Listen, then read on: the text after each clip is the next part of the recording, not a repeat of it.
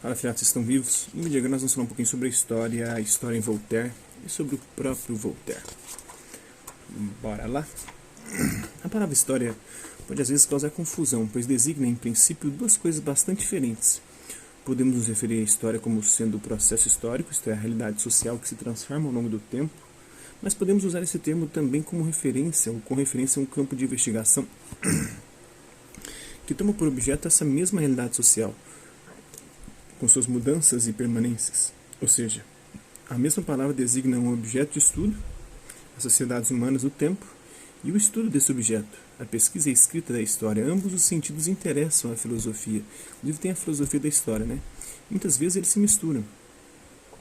A emergência de uma historiografia científica só aconteceu no século XIX, com a sistematização de métodos e técnicas de pesquisa histórica em grandes centros de pesquisa, como a Universidade de Berlim ou Sorbonne, em Paris, né? E graças ao idealismo histórico de Hegel e depois o materialismo histórico do Marx, né?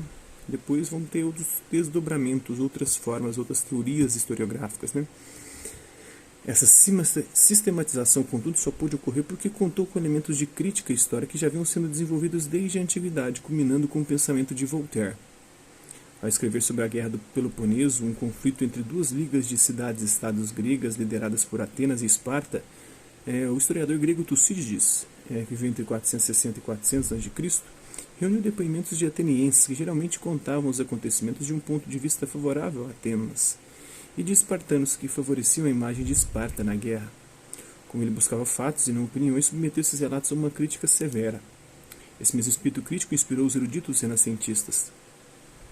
O humanista italiano Lorenzo Valla, que veio entre 1405 e 1457, por meio do estudo das transformações por que passou o latim, a língua dos antigos romanos, adotada posteriormente pela Igreja Católica, conseguiu provar que a doação de Constantino era uma falsificação.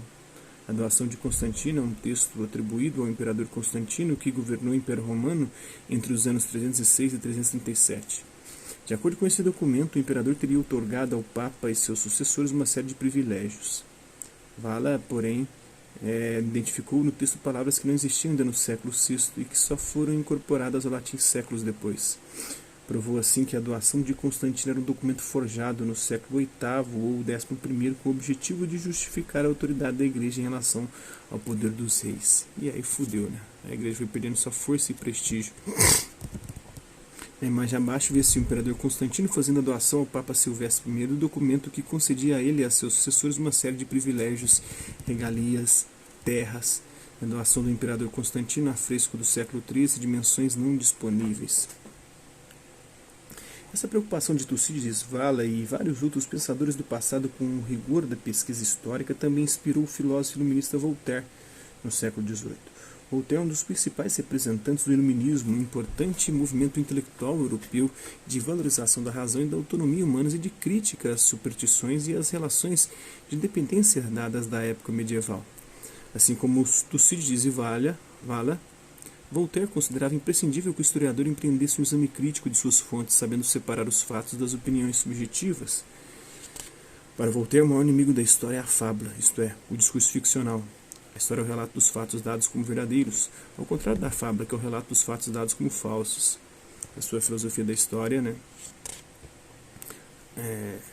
Nos dias do filósofo francês, por causa da fábula, somos muitas vezes incapazes de distinguir fato e ficção, e misturamos na narrativa histórica os relatos de eventos que jamais aconteceram de verdade. Dessa maneira, a história simplesmente deixa de ser o que é, uma exposição fidedigna de acontecimentos do passado, e se transforma em mera fantasia, que entretém, mas não educa. Assim se refere Voltaire em relação ao registro dos discursos de personagens do passado. Se numa ocasião importante um general do exército ou um homem de estado falou de uma maneira singular e forte, que caracteriza seu gênio e de seu século, deve-se sem dúvida reproduzir seu discurso palavra por palavra. Tais arengas são talvez a parte mais útil da história. Mas por que fazer um homem dizer o que não diz? Seria quase a mesma coisa que lhe atribuir o que não fez. É uma ficção imitada de Homero, mas o que é ficção num poema torna-se a rigor mentira no historiador. Vários antigos usaram esse método. Isso não prova outra coisa a não ser que vários antigos quiseram dar exibições de sua eloquência à custa da verdade. Segundo Voltaire na sua filosofia da história, né? Voltaire criticava ainda os historiadores do seu tempo que, vivendo em uma época específica e tendo contato com uma corte determinada, sobrevalorizavam sua própria experiência, acreditando que a época em que viviam e a corte de que faziam parte eram superiores às demais. Tanto que, dizia Voltaire, quando um rei insignificante morria, logo começavam a escrever maravilhas sobre o seu reinado.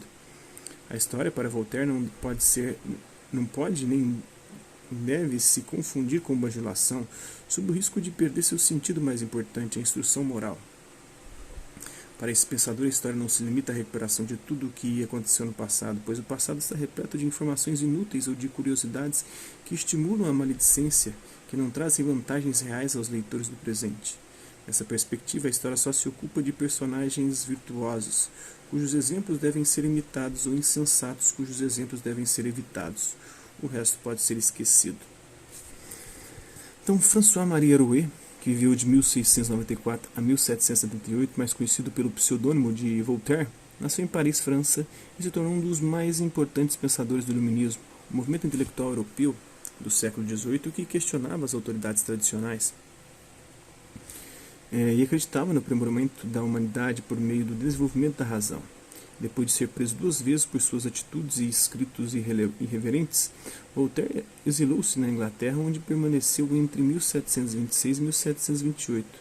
A partir dessa experiência, escreveu a obra Cartas Filosóficas ou Cartas Inglesas, em que descreve e elogia as instituições inglesas como forma de criticar as instituições francesas.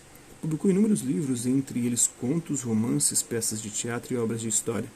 Em seus escritos era extremamente crítico da monarquia absolutista, embora admitisse o despotismo esclarecido, como ele imaginava ser o caso de Frederico II, rei da Prússia.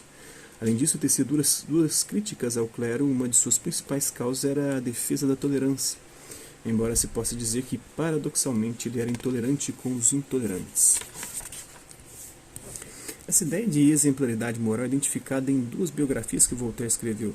A primeira é de Carlos XII, da qual Voltaire narra a derrota do monarca sueco após uma série de batalhas bem-sucedidas. Carlos XII serve de exemplo aos soberanos com pretensões expansionistas.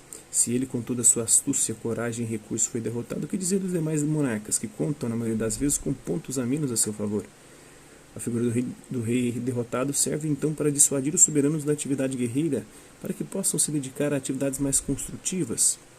Outra biografia de Pedro o Grande da Rússia tem um caráter diverso.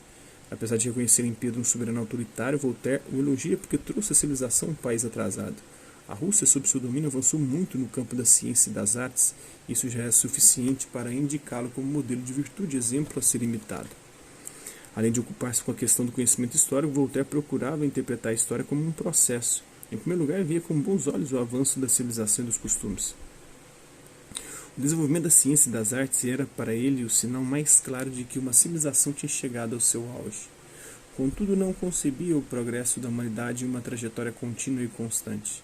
Pelo contrário, a história humana teria sido marcada por 3 grandes épocas: as de Alexandre Magno e de Otávio Augusto, o Renascimento, e a época de Luís XIV na França, o Rei Sol, sendo a época em que ele mesmo viveu inferior a essas outras. Ainda assim, sua visão é otimista e, de alguma forma, a história progride.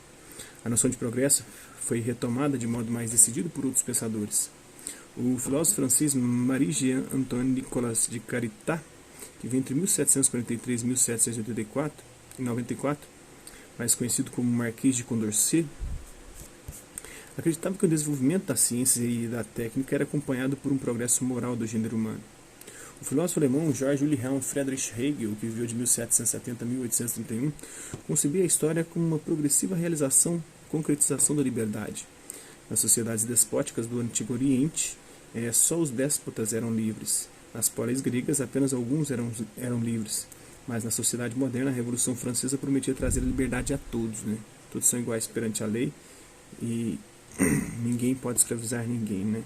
Todos têm o direito à liberdade, de expressão, de religião, liberdade econômica. Outros pensadores, ao contrário, viam a história não como um progresso, mas como um declínio. É o caso do filósofo francês Jean-Jacques Rousseau, que veio entre 1712 e 1778, para que o desenvolvimento da ciência e das artes, assim como a instituição da propriedade privada, teria levado à degeneração moral da sociedade. Tem o Jean-Baptiste Vico e o Karl Marx também, que eles não citaram aqui, que também falam sobre a questão da história. Então é isso aí, espero que vocês tenham gostado do vídeo. Quem curtiu, dá um like, quem não curtiu, dá um dislike. Hasta la vista, babies, até a próxima.